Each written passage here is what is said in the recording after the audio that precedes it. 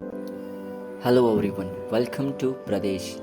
आज की इस कहानी जिसका टाइटल है माटी में आप सभी का स्वागत करता हूँ और आपसे निवेदन करता हूँ कि इस कहानी को पूरी सुनिएगा, क्योंकि कहानी का असली मज़ा उसके अंत में ही आता है। धन्यवाद। शाम के 6 बज चुके थे। बेंगलोर में अब रोड पर रोड लाइट जलने का समय हो गया था। समय अब हमारा घर जाने को हो गया। मैंने अपना कार्य पूरा किया, अपना टिफिन उठाया और अपने बैग में अपना लैपटॉप और अन्य सामग्री डाल दी। सभी से विनम्रता पूर्वक विदा लेते हुए मैं बाहर आ गया। अपनी गाड़ी में बैठा, उसे चालू की और बाजार के रास्ते की ओर निकल पड़ा।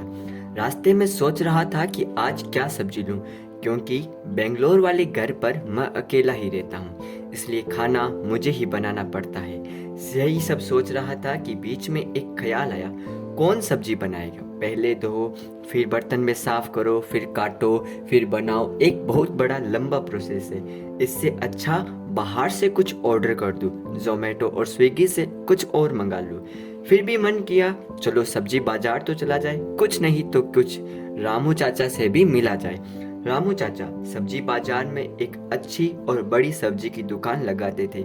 मूलतः राजस्थान के पाली क्षेत्र से थे और मैं राजस्थान के बीकानेर क्षेत्र का था, तो एक राजस्थानी का भाव होने के कारण वहां से मैं सब्जी खरीदता और उनसे बातें करता था, जिसे हमारे यहाँ पर हथाई कहते हैं। गाड़ी बाजार में पहुंची। काका ने दूर से ही हाथ ऊपर करते हुए अभिवादन किया और कहा, अरे आओ सा इंजीनियर साहब, आओ सा। मैंने धन्यवाद दिया और अभिवादन किया और राम राम सा कहते हुए मैंने उनके हाल चाल और धंधा पानी पूछे। उन्होंने भी उत्तर दिया, बस मैं रह सांवरारी, अर्थात सब ऊपर वाले की कृपा है। बात थोड़ी आगे बढ़ी और उन्होंने कहा, आजकल कहाँ रहते हो? बहुत दिनों से आपकी अडीक थी, अर्थात आपका इंतजार था। गांव से आता एक भाई काकड़िया लाया, तो मैं सोचा आपने भी शौक होला, ये वास्ते आपरे वास्ते भी 2-3 रख दूं। गांव से एक बंदा आया था तो उसने काकड़िया लेकर आया। काकड़िया एक राजस्थानी में एक सब्जी का नाम है जो लगभग मतीरे की तरह दिखता है, जिसका स्वाद हल्का खट्टा होता है। एकदम उगते हुए सूरज के रंग के 2-3 काकड़िया काका ने मेरे हाथ में रख दिए। यह क्या खुशबू थी और क्या रंग थे। मैं एकदम से अपनी पुरानी यादों में चला गया और माटी की याद में मैं रम गया। थोड़ी देर बाद हमारी बातचीत खत्म हुई। मैं कुछ सब्जी और उन 2-3 काकड़ियों को लेकर यहाँ आ गया। आज उन काकड़ियों को देखकर एकदम से ही मुझे मेरी माटी की याद आ गई और मैं अपनी इस याद को आपको समझाने हेतु केवल एक पंक्ति कहूंगा, आ तो सुरगा ने रम जावे, इपर देव रमण ने आवे, ईरो जसनर नारी गावे, धरती धोरारी आ धरती धोरारी। घर आकर मैं नहा धोकर पूरी तरह से ताजा होकर डाइनिंग टेबल पर बैठकर काकड़िया को काटने लगा।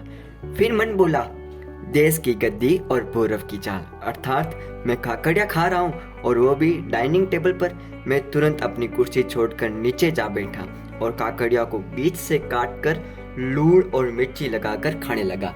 लूण जिसे नमक को बोलते हैं। खाने का पानी मुझे लिखते हुए और शायद आप सभी को सुनते हुए आ गया होगा। खाते हुए मेरे आंखों के सामने मेरे बचपन से लेकर अब तक की पूरी फिल्म की कैसेट चलने लगी। चलिए मैं आपको भी अपने बचपन की इस कहानी में ले चलता हूँ, जो उसी तरह स्वादिष्ट है जैसे मेरा काकड़िया है। मेरा जन्म मेरे ननिहाल में हुआ। मेरा ननिहाल नागौर क्षेत्र में एक छोटे से गांव हुआ। मेरे नाना जी का परिवार पूरा गांव में ही रहता था और खेती बाड़ी किया करता था। खेती हेतु नाना जी के पास जमीन पर्याप्त थी। पानी के स्रोत के रूप में एक ट्यूबवेल थी। चारों ओर हरियाली लहराती थी। मेरी मम्मी की शादी उन्होंने शहर में करवाई। उनका कहना था, छोरी शहर में रहसी तो सुखी रहसी। उनकी इस बात का इतना सच होना मुझे भी आज हैरानी में डाल देता है। थोड़ा बड़ा हुआ, स्कूल जाने लगा। स्कूल की छुट्टियां दिवाली पर पड़ने से पहले ही मैं कुछ दिन पहले ही अपने ननिहाल चला जाता था। समय फसल कटाई का था। मैं अपने नाना जी के साथ खेत में चला जाता। कहने को तो मैं उनका हाथ बटाने जाता, पर जाता मैं अपने स्वार्थ के लिए, क्योंकि वहां होते काकड़िया और मतीरे।